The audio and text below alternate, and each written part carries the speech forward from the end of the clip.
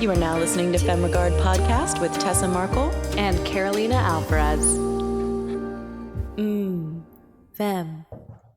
Welcome back, Femme Fam. We have another fabulous guest for you. Yes. It is Miss Ellie Wells, writer-director of Eagle Rock. We got introduced to Ellie through WIMPs, Women in Moving Pictures, which is this group email thing for female filmmakers. And Ellie had reached out about her film Eagle Rock and, was hoping to kind of drum up some PR and talk to some people. And so we're here to talk to her today about her process and her film. So thank you for coming on today. Of course. So tell us a little bit about, before we even get into Eagle Rock specifically, like what motivated you to become a filmmaker? Is this one of your first films? And just, how'd you get started? Sure. So I grew up in Milwaukee, Wisconsin. She's there right now, folks. And I'm there right now, yes. And I just always, from a very early age, just even like what I remember is like being exposed to stories and like reading and like, having my parents read to me or, watching TV shows or movies. And like, it was a lot of Disney movies in the early days. And my mom and brother and I, we all watched like Spider-Man and Space Jam and stuff like that. Yeah, definitely early 2000s kids. But I just remember, like, I never remember a time in my life when I didn't write or I didn't want to come up with my own stories. And, as I kind of got older, I started getting more serious about it. And I thought, when I was 12, 13, 14, I was going to be a novelist and I was going to write books. And, I had all these ideas for novels that I wanted to write. And, but I also always watch movies, even from the time when I was 13, 14. I'm like, oh, there are these, famous classic movies like Casablanca and Gone with the Wind and Citizen Kane that I haven't seen. So, I would walk over to my library and I would rent the DVDs and I'd watch them. To Kill a Mockingbird was another one I watched. When I was that age. And, some of those movies resonated with me at that age, others didn't. But, and then I've been able to, go back and appreciate them more now that I've been older.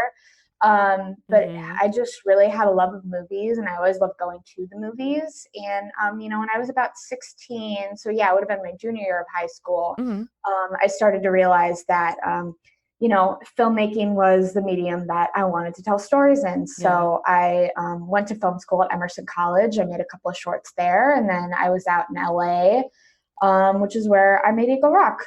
That's awesome. I think it's awesome too that you like decided at a pretty young age, like I want to go into filmmaking. That's how I want to tell my stories. Cause then you're like, you're ready in time to go to film school and like, get all of that started when you're young. I think that's awesome. Well, the story is actually pretty funny because the program is sadly defunct now. And I was actually part of the last year.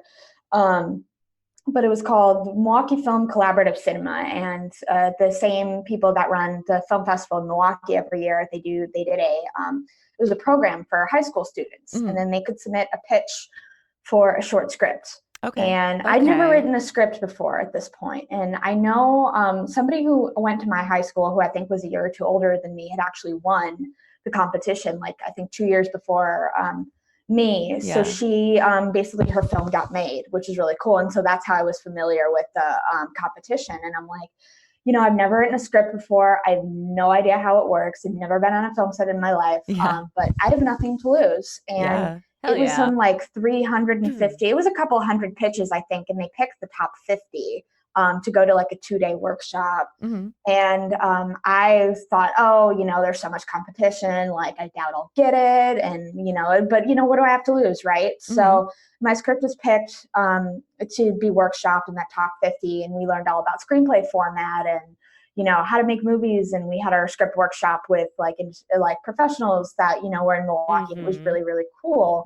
And basically, so we had to come out of that workshop with a finished script for our film, and then they would pick the top 5, and from there they would pick a script to actually produce. And I thought, all these pitches are so cool, there's no way.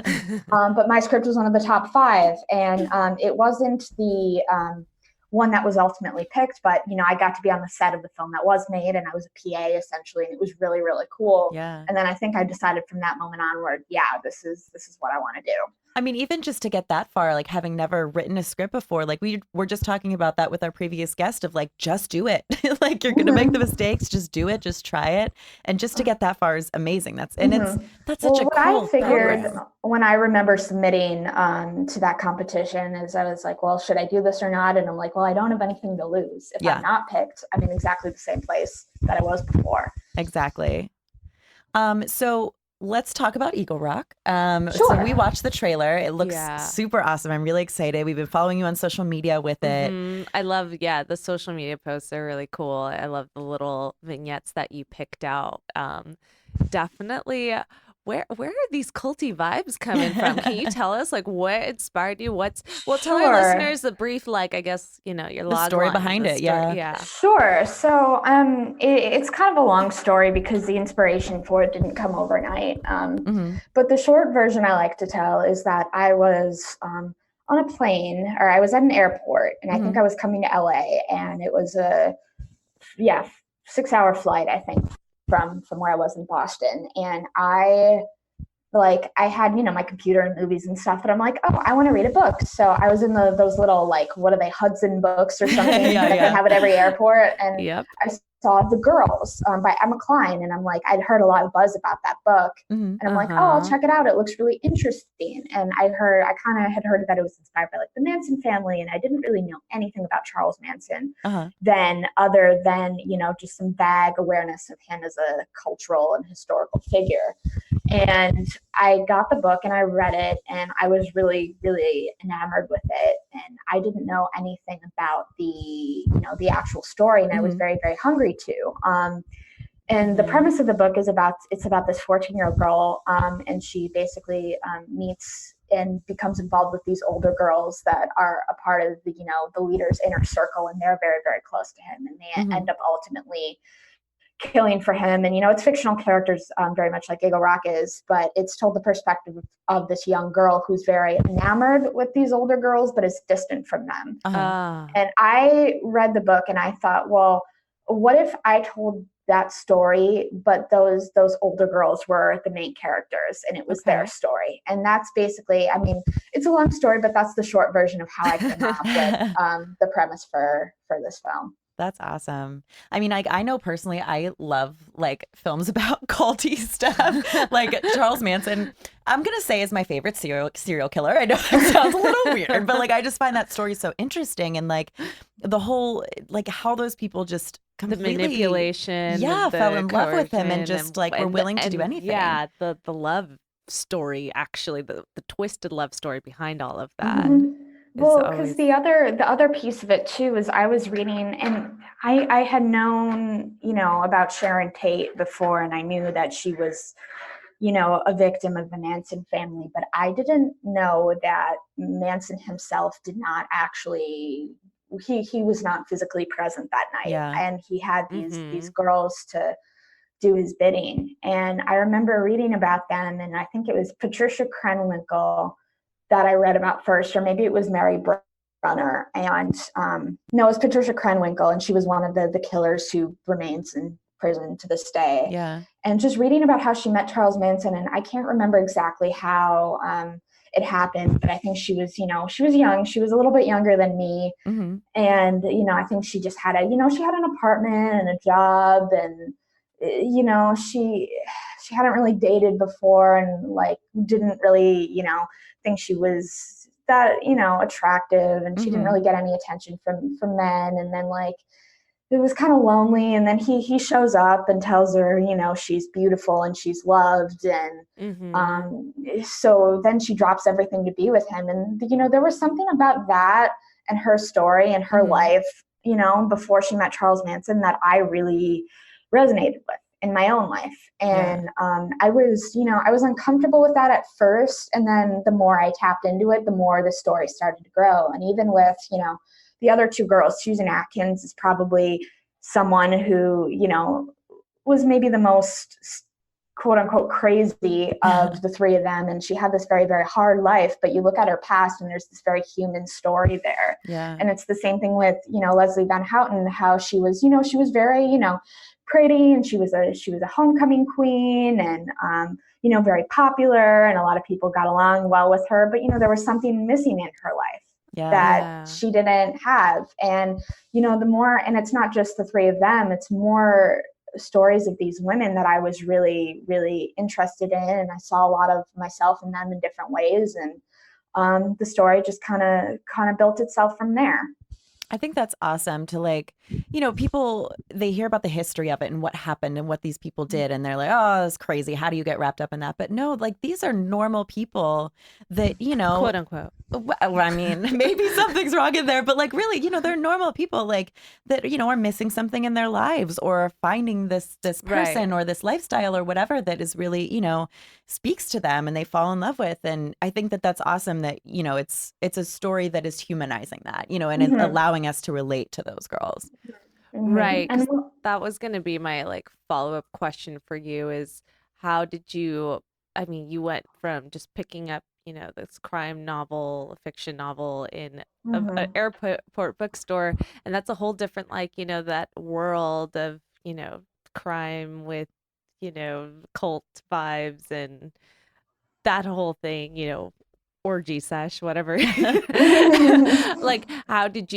Where did you find those stories? And you found it through those girls' paths and their upbringings. You did the research there and found elements where you can connect to as other people can. And like Tessa was saying, humanizing it. So is that how you started to build that world around it for your writing? Totally. One great resource for me was, Karina Longworth, you must remember this podcast and the season. She did one season where it was a whole deep dive on Charles Manson. And it went into a lot of those girls' pasts. And I remember it was 12 episodes and they're an hour each or something like that. And I listened to the entire thing, I think, in 2 days. I remember I was on an 1.5-hour train ride and, I had my headphones in listening and I'm just I want more. And then I ended up finishing it in 2 days. And that was a really good overview. So I think that was my next thing that I really delved into after, reading that book. And then I read a lot about Jonestown and those stories as well. And just watching documentaries, reading articles, just finding those stories wherever I could. And the other thing too, the other piece of it that I'll mention. So the first Manson girl, Mary Brunner, and how I came up with the idea for, this to be the story of the first girl to be a part of this cult is the first Manson girl, Mary Brunner. She was, again, very similar. She, she just graduated college and, didn't really get that much attention from men, in her life. And she moved from California to California from Wisconsin, actually, to, just kind of start her life. And she seemed like, she had a pretty good head on her shoulders. And then she met Charles Manson. And she basically, I think about that, and they moved in together. And I think about that, and I think about her, and I think about her not really maybe getting ultimately what she thought she was signing up for, but even so, she stayed. She didn't, participate in the murders, but even so, she ended up staying in the cult until the end. And I wonder about that, and I wondered about her mindset and how she would justify, staying with him when all of these other girls started, coming into the fray. And I don't remember what it was or where I read this, but I think I remember reading that she said something to the effect of oh, he always came back to me. Oh, okay.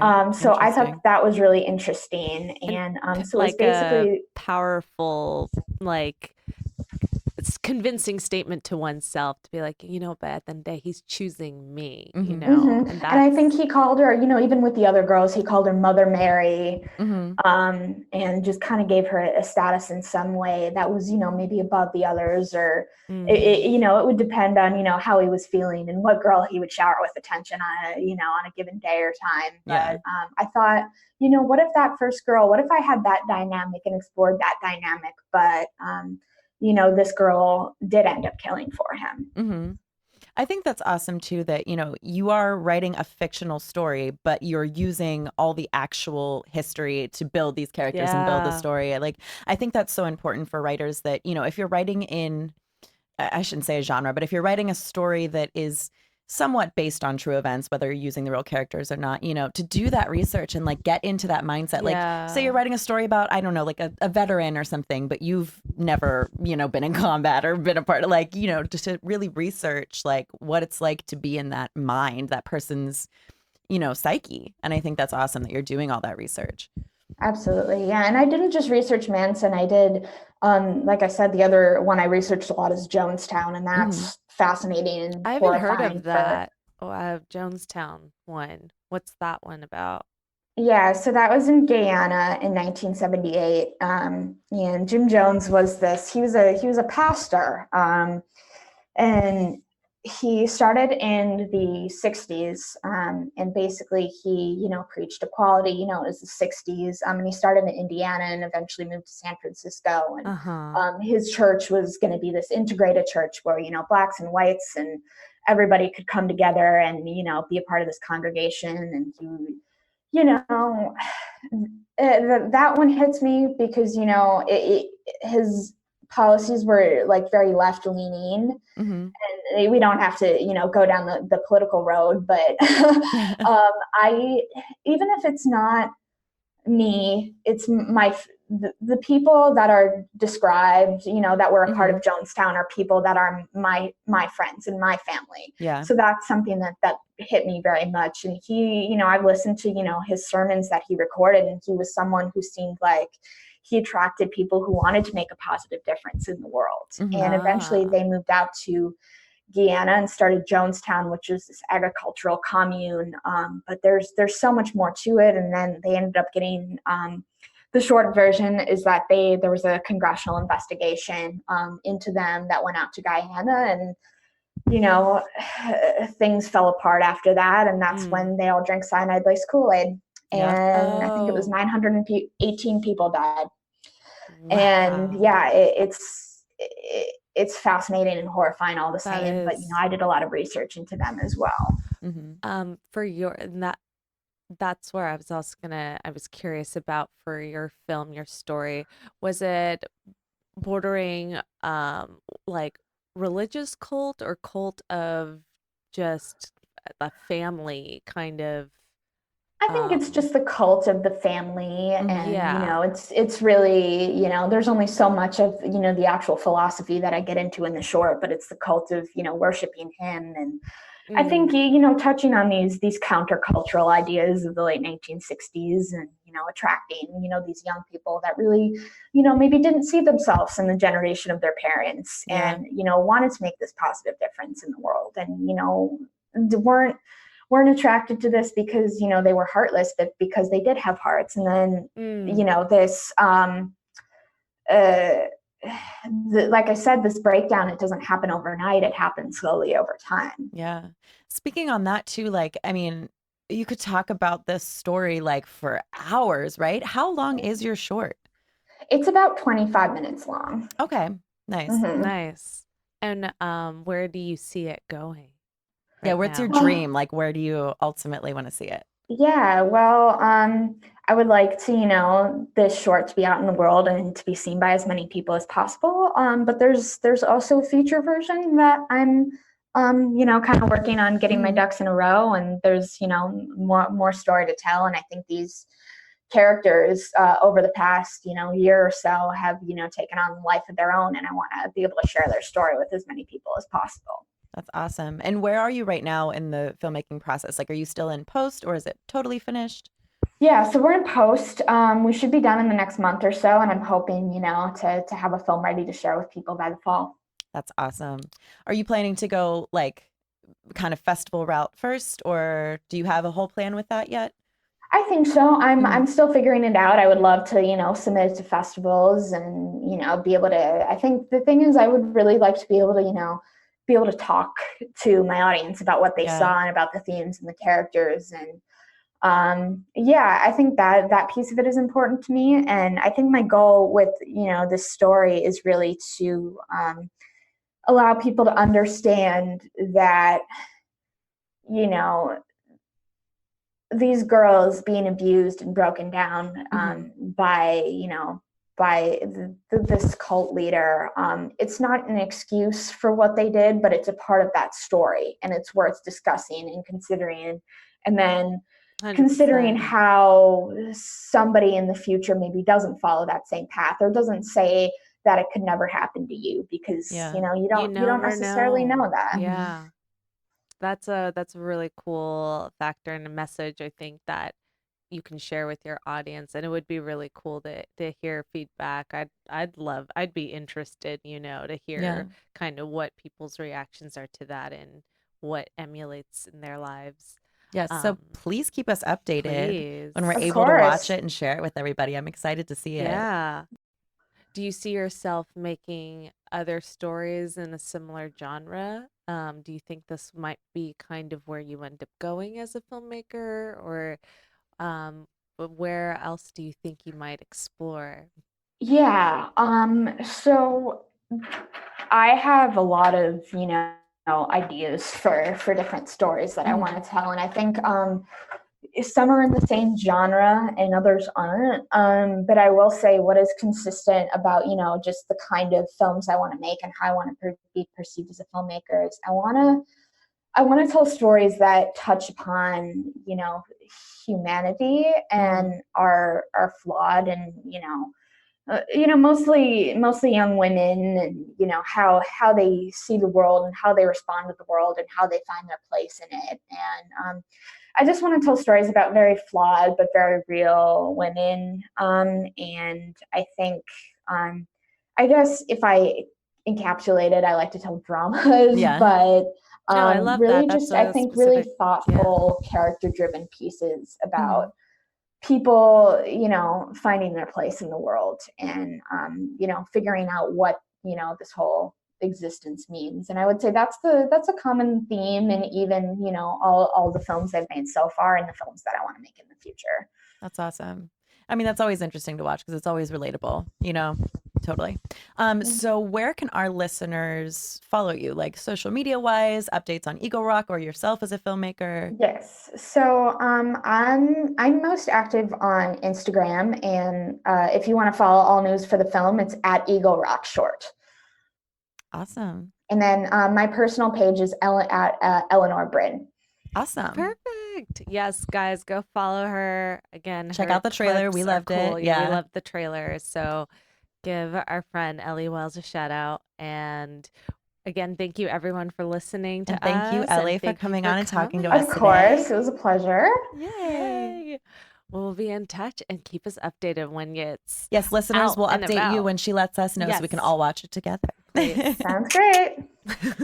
All right. Thank you, guys. We'll see you next time. See ya. Cool. Thanks for listening to Femme Regard Podcast. If you like what you hear, tune in next time for more tips on the filmmaking business and insightful conversations with industry professionals over tea. We can only grow with your support, so please subscribe, share, rate, and give us a 5-star review on Apple Podcast. If you leave us a great comment, we might give you a shout out on the show. For more on us, check us out at femregard.com.